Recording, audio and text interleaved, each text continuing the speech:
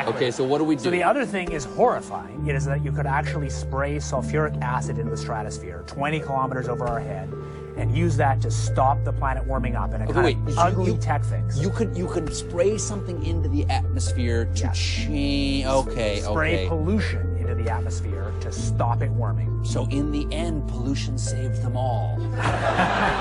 We owe pollution. We owe acid rain an apology, is what you're saying. It would be a totally imperfect technical fix. Okay. It would have risks. It wouldn't get us out of the long-run need to stop polluting, but it might actually save people and be useful. Okay, so how, again, I interrupted slightly there. How does it work? How many planes are we talking about here? How do you do this? So let's say you wanted to stop it warming in 2020. You'd start with a fleet of just 2 or 3 kind of modified business jets. What kind of like a G6? Yeah, like a G650. Like a G6. That's like it. A G6. And you'd put say 20,000 tons of sulfuric acid into the stratosphere every year, and each year you have to put a little more. And this doesn't, in the long run, mean that you can forget about cutting emissions. We will need to rein in emissions. We'll get to it eventually, But it does. But in the meantime, we're shrouding the Earth in sulfuric acid. So people are terrified about talking about this because they're scared that it will prevent us cutting emissions. Right, and also that it's sulfuric acid. It is. You're bearing the lead. Is there any possible way this could come back to bite us in the ass? Blanketing the Earth in sulfuric acid, because I'm all for it. This is the all-chocolate dinner. I still get to have my CO2, and I just need to spray sulfuric acid all over the Earth. Right question. But we put 50 million tons of sulfuric acid in the air now as pollution, and it kills 1 million people a year worldwide. Okay, and that's good or bad? It's terrible. But it'll be better if we put more in. We're talking about 1% of that, a tiny fraction of that. So we should reduce that sulfuric acid. So if it kills 1 million people and we're only bad. doing 1% more, we're just killing 10,000 more people. You can do math. Okay. But that's, so killing people is not the objective here.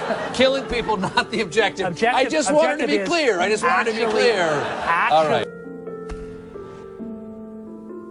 Could an individual start this? In practice, only a country. Okay. What about a man in like a hollowed out volcano with henchmen who occasionally shakes his fist at the sky and says, "They said I was a fool at Harvard. Who's the fool now?" It's the natural worry. Want to shake your?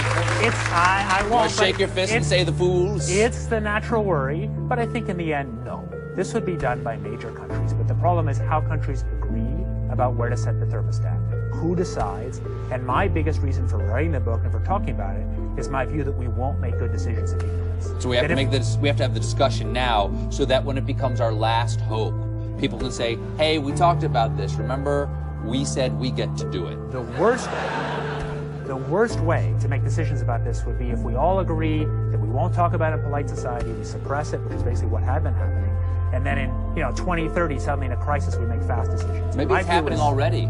You ever look at those planes up there? They have contrails behind them. Maybe all those planes with the contrails, maybe they're actually spraying chemicals into the atmosphere right now, and Uncle Sam isn't telling us. It seems extremely unlikely. That the United States is not telling something to its citizens? That seems extremely likely to me. Read the newspaper. I think they might have your idea already. Dr. Mister, thank you so much. David Keith, A Case for Climate Engineering. We'll be right back.